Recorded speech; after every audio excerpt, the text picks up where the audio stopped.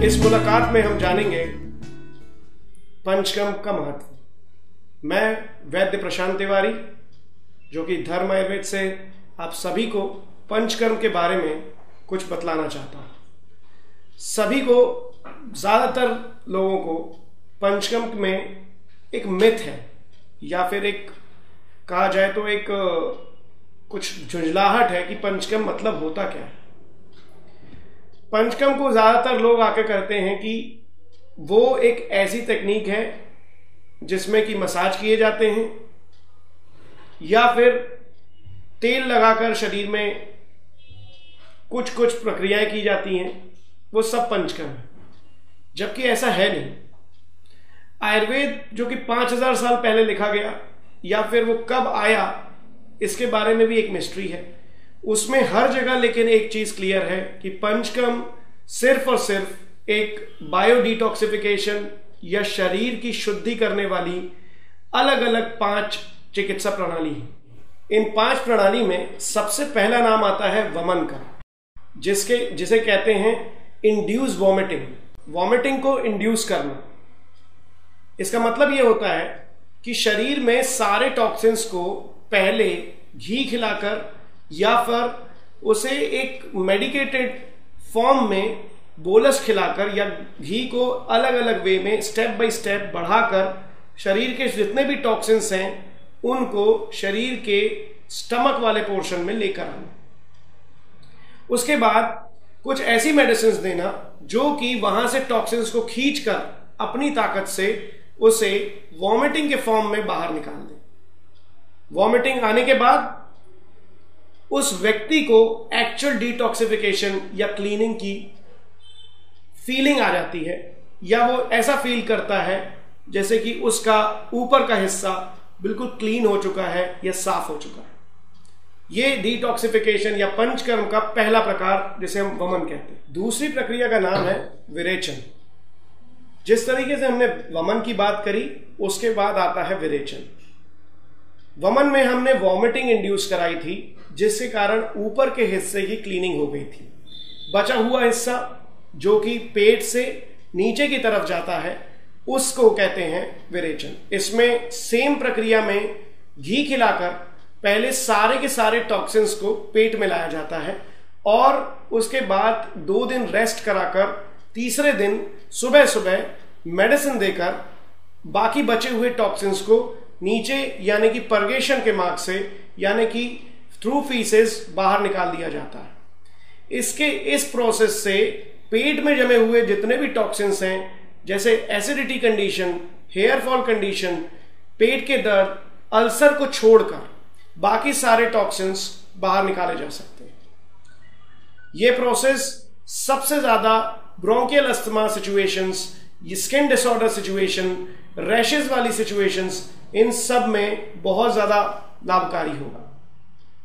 इसके बाद आती है हमारी तीसरी प्रक्रिया, जो कि सबसे ज्यादा महत्वपूर्ण, सबसे ज्यादा इंपॉर्टेंट, जिसका नाम है बस्ती। नाम बहुत बार सुना लोगों ने बस्ती के नाम से। एनिमा कहते हैं, जैसे एनिमा, मेडिकेटेड एनिमा जब हम देखते हैं तो उसे लोग बिल्कुल एक अलग तरीके से लेते हैं। ज्यादातर मेडिकल हॉस्पिटल्स में इसे सोप वाटर एनिमा से कंपेयर किया जाता है, जबकि वो बिल्कुल अलग प्रक्रिया है। आयुर्वेद में 1000 से भी ऊपर डिफरेंट वेराइटीज के एनिमा बताए हैं, जिनमें अलग अलग हर्ब्स, अलग अलग कॉम्बिनेशंस के साथ सारी सिचुएशंस, हेड टू टो, सिर से लेकर पैर तक की सारी बीमारियों के लिए डिफरेंट टाइप के एनिमा बताए हैं। अगर आप देखें तो सिर के बाल झड़ने से लेकर आंखों की एनर्जी तक, आंखों के जितने भी प्रॉब्लम्स होते हैं उन सभी में डिफरेंट टाइप के मेडिकेटेड एनिमा दिए जाते हैं। गले की प्रॉब्लम्स, चेस्ट कंजेशन, पेट में प्रॉब्लम, पैरों का दुखना, अर्थराइटिस, साथ साथ में पैरों का फटना, स्किन डिसऑर्डर्स, इन सभी कंडीशंस के लिए डिफरेंट एनिमा बताए हैं। मोस्ट कॉमनली जो कि एनिमा भी यूज किया जाता है या बस्ती प्रक्रिया यूज करी जाती है, वो यूज करी जाती है मलावस्टम यानी कि पेट के कॉन्स्टिपेशन से। कॉन्स्टिपेशन जिसमें हार्ड स्टूल रहता है, उसमें एनिमा एकदम मैजिक की तरह या कहें तो जादू की तरह काम करती है। इसके बाद की प्रक्रिया का नाम है नस्य। नस्य के नाम से ही पता चल जाता है कि नस्य मतलब नासा, नासा मतलब कि नाक, नाक के रूट से जिसमें मेडिसिन को एडमिनिस्टर किया जाता है या मेडिसिन दी जाती है, उस रूट को कहा जाता है या फिर उस पैथी को कहा जाता है नस्य। जितने भी क्लेविकल के ऊपर, ऊर्ध्व जत्रुगत क्लेविकल के ऊपर आने वाले जितने भी विकार होते हैं, उन सब का बेस्ट लाइन ऑफ ट्रीटमेंट है नस्य। हेयर के कलर जाने से लेके शरीर में या फेस पे आने वाले रिंकल्स, उन सभी के सिचुएशन में बेस्ट कंडीशंस या बेस्ट ट्रीटमेंट होता है नस्य। इसके डिफरेंट वेराइटीज, ऑयल से लेकर घी का या फिर काढ़ों का भी नस्य में दिया जाता है, वो है नस्य प्रोसेस।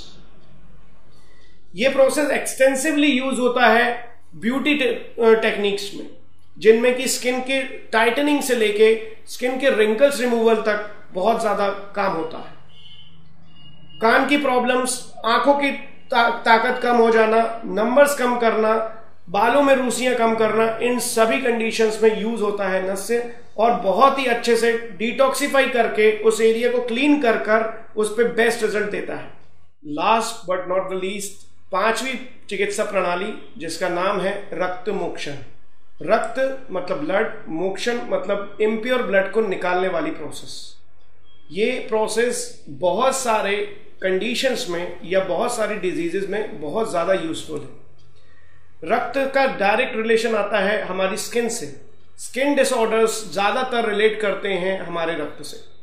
कई डिसऑर्डर जो कि इन्फ्लेमेशन से रिलेट करते हैं, जैसे कि जॉइंट के पेन जिसमें कि स्वेलिंग हो जाती है या रेडनेस आ जाती है, उन कंडीशन में रक्त मोक्षण करना चाहिए। रक्त मोक्षण करने के बहुत सारे तरीके या बहुत सारी वेराइटीज चरक, सुश्रुत और वाग्भट ऐसे 3 बड़े बड़े ग्रंथों में बताई।